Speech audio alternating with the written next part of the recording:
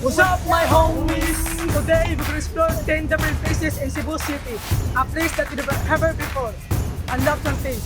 This is our travel vlog.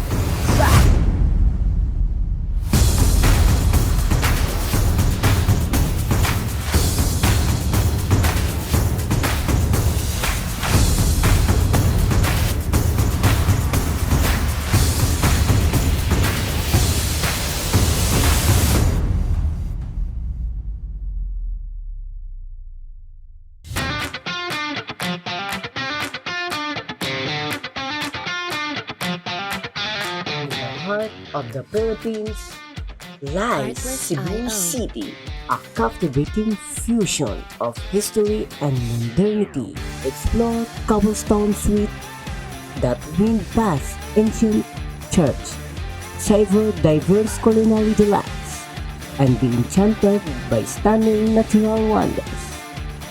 This vibrant city invites you to experience life at its most exhilarating. Welcome to Cebu City.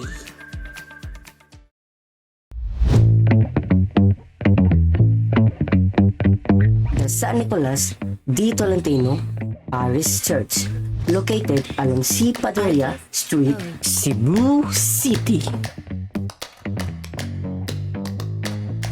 It was built in honor of Saint Nicholas of Tolentino.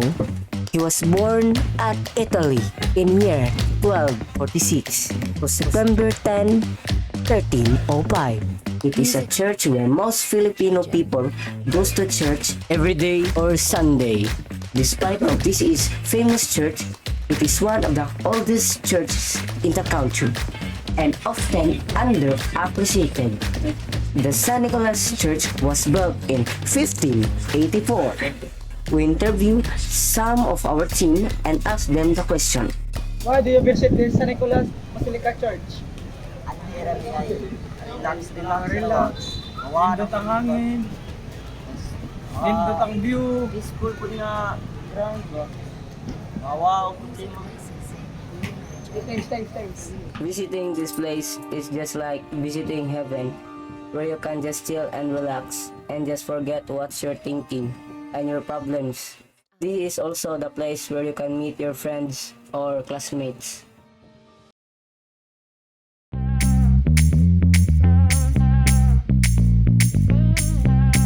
Children's Park is where most children play and have fun with their friends. Artlist.io. You can also relax and empty your mind here just by sitting and observing children's happiness. It will be bring your memories when you were a kid, and you can see your childhood in the time you didn't have any problem to think about because you only think about what time your mom will bring you home with a stick. The children's park was part of the Basilica fish market back then since 1921 until there were an unexpected massive earthquake in Cebu that caused the collapse of the fish market due to a massive earthquake killing 5 people. After a long history as a public park, then a fish market, then a children's park, then a fish market again, before it was turned into a children's park again. The park was restored and finally reopened last July 2. Aside from school, playgrounds are places where kids learn to be kids, where they can develop a character.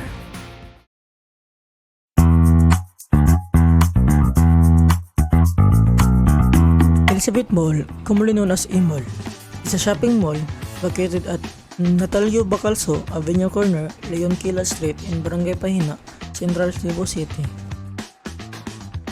It is owned by Attorney Augusto W.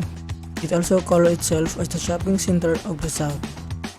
We came here because our friend needed to fix his tempered glass, so we went to Service Zone and fixed it just for 80 pesos.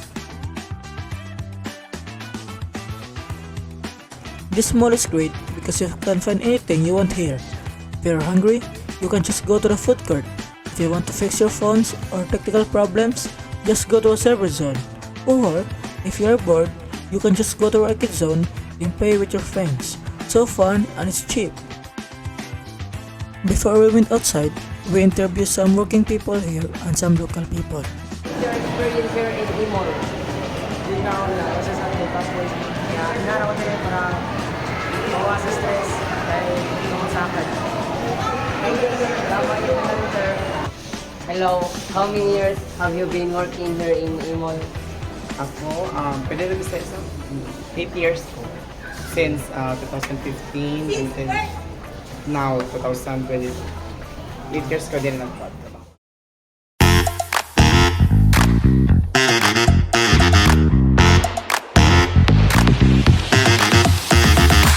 Gisano Capital is a chain of malls and supermarket owned by Edmund S. Gisano Sr., the second son of Henry S. Gisano Sr. in the 1970s.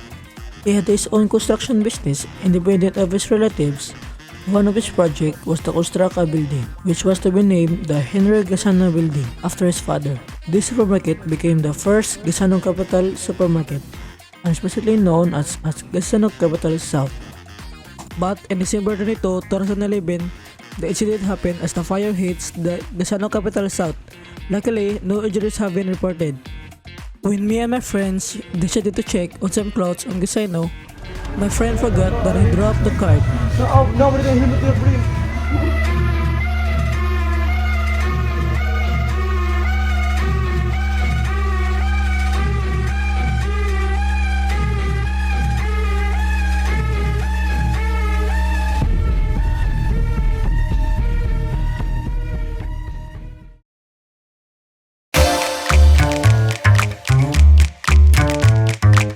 Cebuanos know Freedom Park as the most accessible hangout spots at the Carbon Public Market.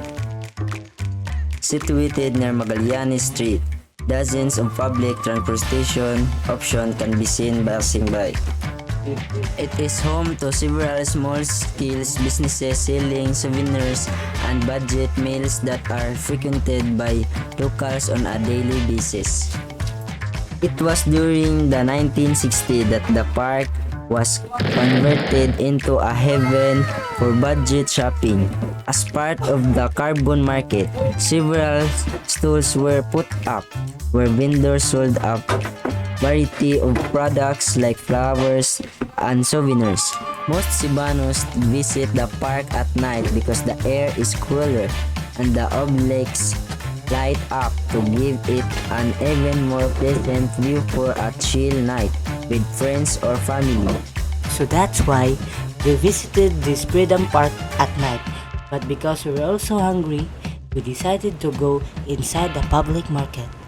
Plot twist, we didn't have any money. We're not rich! We're broke! Actually, we left because it's getting darker. So we need to sleep to explore 5 more places. The Puso Village will be the one of the first attractions to open in a modernized carbon district in the fourth quarter of this year, with canopies shaped like Cebu famous puso hanging rice. This unique destination will feather new gastronomic adventures that showcase the best of Cebuano flavors. The Puso Village commercial operation that has temporarily halted. It's been 10 months since the Puso Village is temporarily closed, and it's affecting more than 300 vendors. As we are going to Puso Village, unfortunately, it is still closed. While we are here in Puso Village, we wish that everything will be okay. To begin the official opening of this prestigious project, this unique establishment that shows the culture of Cebuanos, hopefully in the future it will also be a tourist attraction here in Cebu City. So we just went around here to let you know that soon I wish you would come here and that you can also experience and see the beauty of architectural designs of this establishment.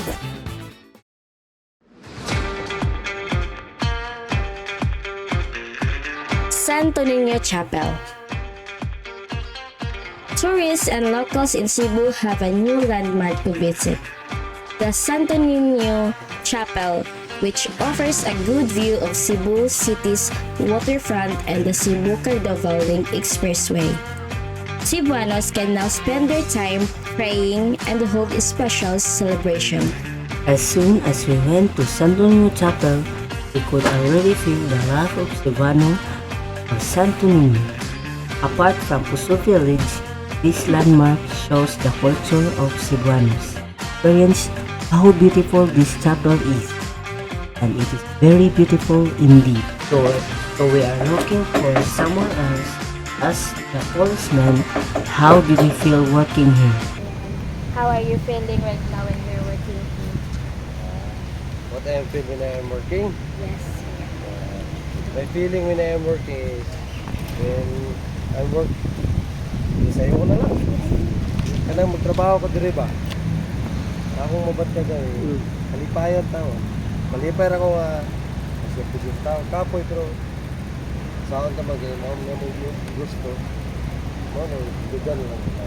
Malipayan lugar mo yung sa kapoy, lugar na naman, masipagin na naman ang pinakatawan diri sa Cebu. Malipay na lang tao. Huwag na naman sumpaan.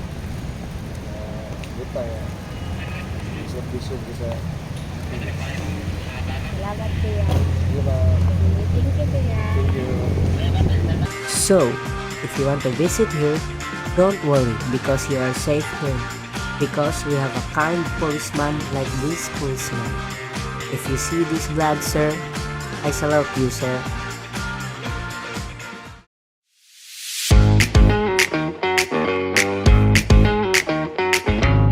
The Minore Basilica of the Holy Child, locally known as the Basilica Minore del Santo Niño di Cebu, and commonly known as Santo Niño Basilica, is a minor basilica in Cebu in the Philippines that was founded in 1565 by Fray Andres de Urdaneta and Fray Diego de Herrera.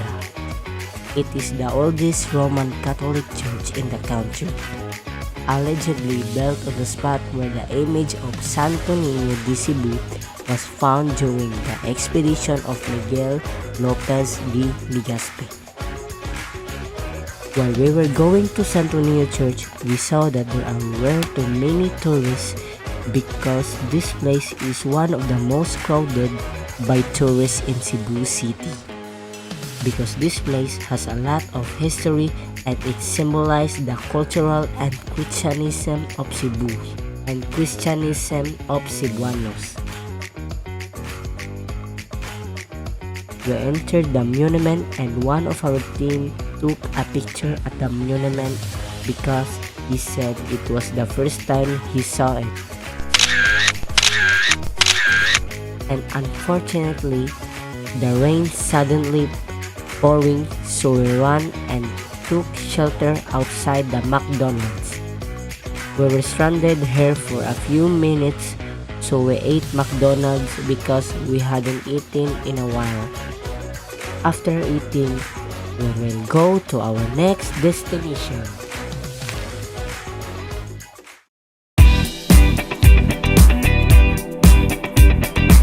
Plaza Independencia is one of the most significant sites in the history of Cebu. It is a symbol of independence and freedom from all the conquerors that tried to take over the island of Cebu. Its century-old trees are witnesses to what the Plaza Park had been taught during the colonial days. The park was called Plaza de Armas in the early 1600s and served as a public square used as military training and parade grounds during the Spanish era. Its name was changed to Plaza Maria Cristina in honor of the rebelling queen. Its name was changed again to Plaza Libertad during the American colonial period to acknowledge the liberty from the Spanish rule. When all the colonized left the country and the land has attained its true freedom, it finally had its name Plaza Independencia. And that what we realized that you are free what you can do here in this square. So it's called Plaza Independencia because the people who come here are free and symbolize freedom from the oppressive country. this place is really beautiful because it looks so vintage that you really go back to ancient time.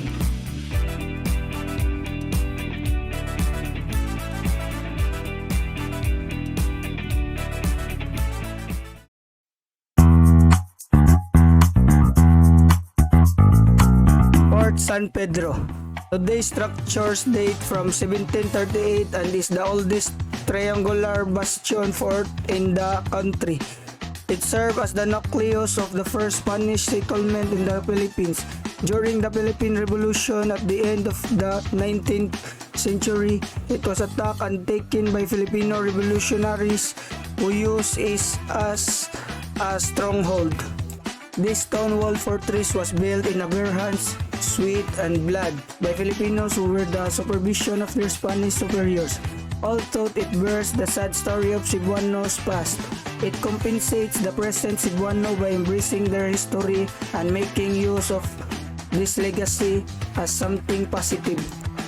When we entered Fort San Pedro, we really learned a lot about the history of our country during the Philippines Revolution. It was as if we were being transported to ancient times. We felt relieved because this establishment is so old that it has been preserved by our government. It should be taken care of to keep in the hearts and minds of every Filipino the heroes who fought for our country. If you want to visit and seek knowledge about the Philippines Revolution and Spanish colonialism, just visit this place at Fort San Pedro. Now you finally heard the 10 places of Cebu City. I hope you enjoyed the video. And please like and subscribe. Bye.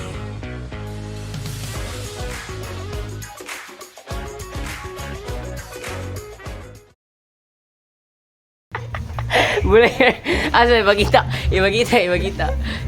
ko ano. Nah, gi, so good na video. Nabidyo naman lo.